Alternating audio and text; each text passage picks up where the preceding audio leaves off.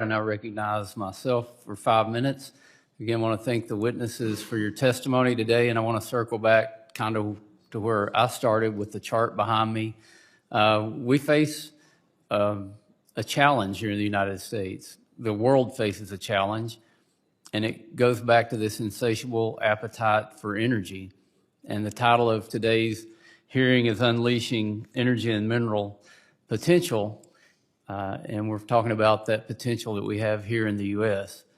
And probably to the surprise of our colleagues on the other side of the aisle, it's not all fossil fuels that are represented at the witness table today. We have we have full representation of the many kinds of energy that are available and that need to be developed here in the U.S. And as I've listened here and I think about the purpose of this hearing, the purpose of the hearing is to inform the committee as we prepare to write legislation or to have oversight to address the issues that need to be addressed. And the word that came out probably more than any other word from both sides of the aisle was NEPA.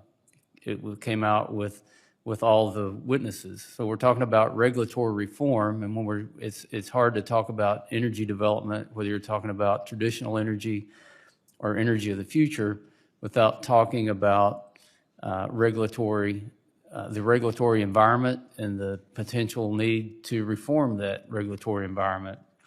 We have data that shows that the time to get a permit ebbs and flows. It was up close to 200 days on average under the Obama administration. It got down to as low as 94 days on average in the Trump administration. Nothing changed in the bedrock environmental laws that we talk about. Sounds more like it's a will to do the job that these federal employees are hired to do, and that is to permit. I come from a background of doing engineering projects, so I was on the other side of permitting issues, and I know how frustrating it can be when you're doing everything possible to follow the law, to make sure that the public interest is protected, that the environment is protected, and yet you're totally bogged down in the slowness of the environmental permitting process. So as we look at this, it's not about permitting for extractive industries like the fossil fuel industry. It's not about just permitting for renewable. It's about creating a process that allows America to win. And I want to ask the two witnesses who represent both fossil fuel, traditional energy, and renewable energies, do you see any kind of discrimination in the permitting process based on the type of project that's being permitted? No, I do not, sir. I believe that the impediments to energy development through some of these laws are being applied to every energy source out there. I would agree with that. Ms. Sagama, do you think that the fossil fuel industry is discriminated against in any way in the permitting process? Well, we're certainly targeted, that's for sure. I don't have a perspective because I don't try to permit wind and solar.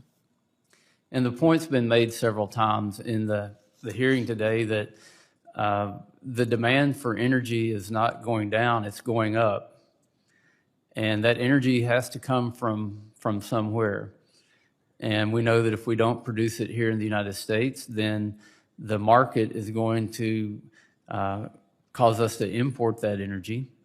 And we're going to have another hearing on minerals, which gets all into the renewable energy component of it. If we don't have the ability to produce the products to do renewable energy here in the U.S., we're going to import that, which means we're exporting wealth. So as to inform the committee, and Ms. Johnson, I appreciate your testimony on how we don't need to do away with NEPA. Maybe NEPA needs to change, and there's considerations that need to be taken into that, but I don't think anybody in the hearing said we need to file a bill to do away with NEPA. As a matter of fact, Ms. Dingle, whose husband wrote NEPA, she was one of the first ones to say the law needs to be updated.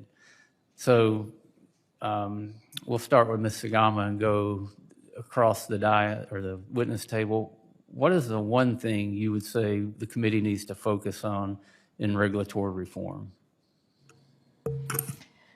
Like I said, NEPA, but I think I would suggest looking at the litigation angle and working to give judges guidance that endless NEPA and endless analysis is not the intent of NEPA. And could you be just a little more specific on NEPA? Is it a timing process? Are there flaws in the structure of NEPA that we need to change? Or what is it specifically about NEPA that could make it work better? Well, when you look at litigation, it's really easy to find some analysis in a 5,000-page document that could have been done better.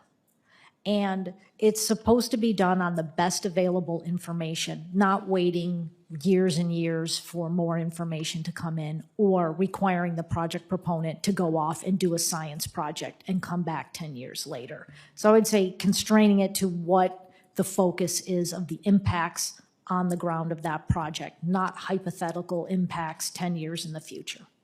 Thank you. Ms. Johnson? Thank you.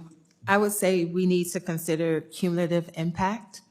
If it was reasonable for us to consider it in the 1970s when NEPA was established or signed into law, industry growth and expansion make these considerations all the more pressing today. Again, it's a false narrative for us to suggest that cumulative impact analysis is too costly, that it takes too much time, when we have more tools and data available today than we've ever had before. And to fail to consider existing hazards along with potentially new ones will turn a blind eye to those who have a history, a legacy of being harmed by our energy policies and practices. So your position is that we need to add more to NEPA? Is there anything you No, would suggest? cumulative impact analysis is a part of the environmental assessment process, and I think we need to preserve it, is what I'm suggesting. So that's an administrative rule that was not in the original NEPA document. Are you saying we should codify that? So it's a part to do an environmental assessment to consider what the impact of a project in coordination with projects that are already on the ground is a core part of NEPA that is already there. It's already a part of the law. We just need to be sure we're doing it. Thank you, Mr. Sandberg. Thank you, Mr. Chairman. I think an important and a great first step would just be time bounding some of the reviews. And I think that's a good place to start. I think kind of really refocusing on purpose and need and that the review kind of centers on that is another important step. But I would say for us, like really that certainty around timing is critical. Thank you, Mr. Melito. Thank you, Mr. Chairman. I would encourage the committee to look more broadly and outside the box a little bit and see if there's ways we can get to yes faster. We have a tendency in the federal bureaucracy to look at things in silos. It's oil and gas, it's wind, it's carbon capture and storage.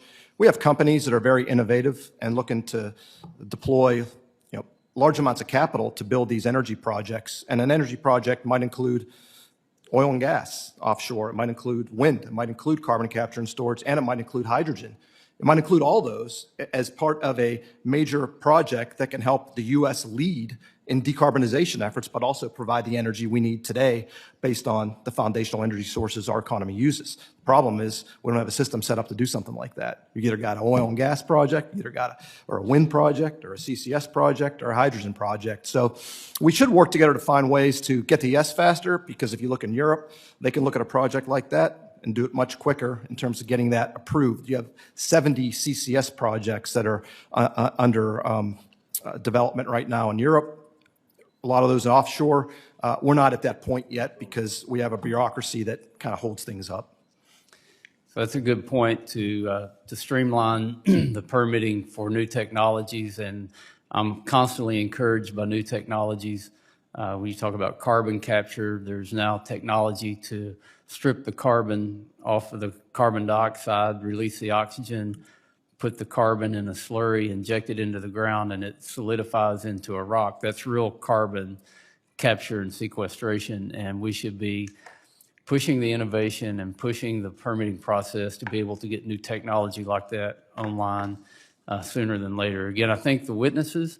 This concludes our first panel, and we're going to take a 10-minute recess. We'll start back at about 1/4 till with the second panel. That'll give us time to switch out the